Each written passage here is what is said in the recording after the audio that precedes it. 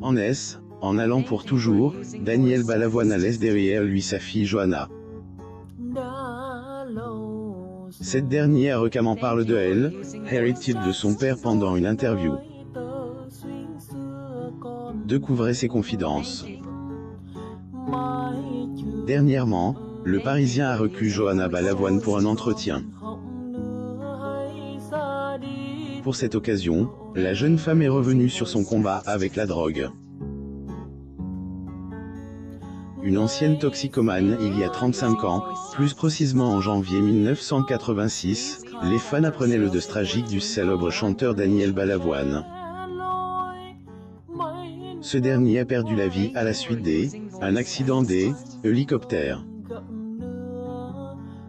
Il avait que 33 ans à cette époque.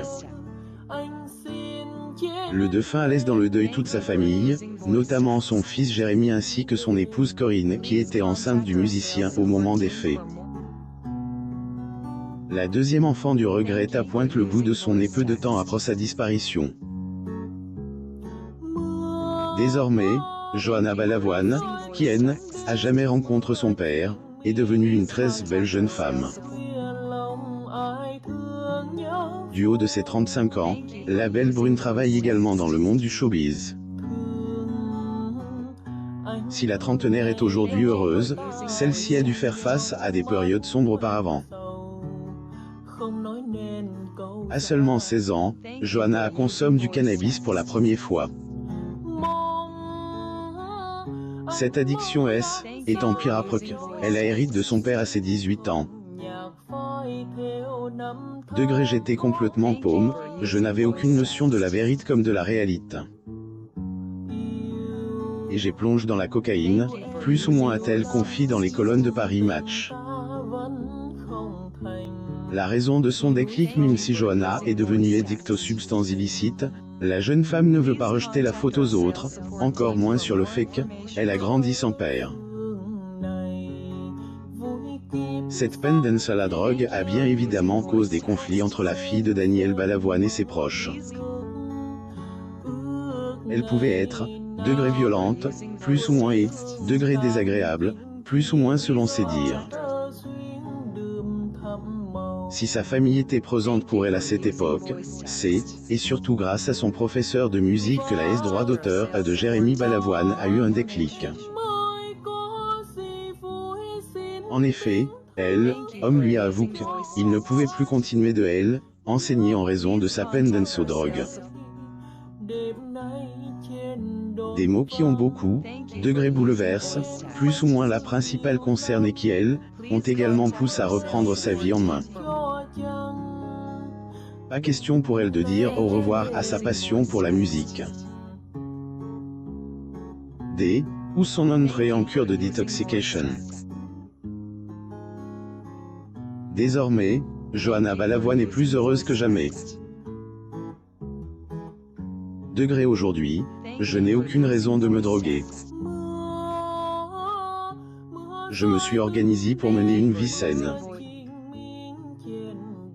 Je fais du sport, je m'occupe de mon jardin, mon potager, plus ou moins a-t-elle dit Claire.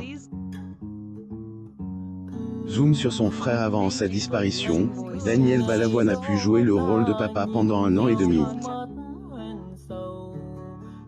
Jérémy Balavoine est du chanteur avec la femme de sa vie, Corinne. Tout comme son défunt père et sa petite droit d'auteur, le jeune homme est également présent dans le milieu de la musique. Il y travaille en tant qu'auteur-compositeur. Le chanteur français Daniel Balavoine.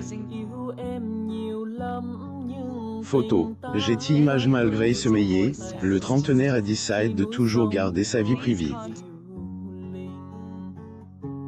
Il avait même refusé un hommage pour son défunt papa, mené par Julien Godin et Sébastien Duclos, il y a quelque temps.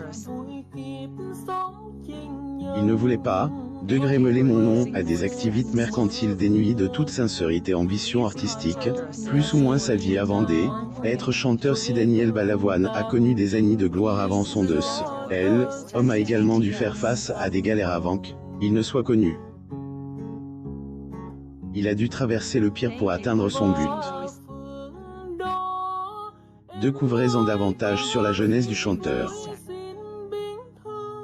Portrait de Daniel Balavoine.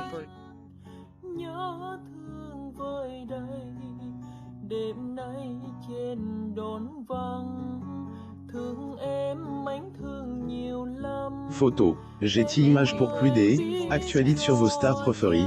Abonnez-vous à Mo Mama sur Google News.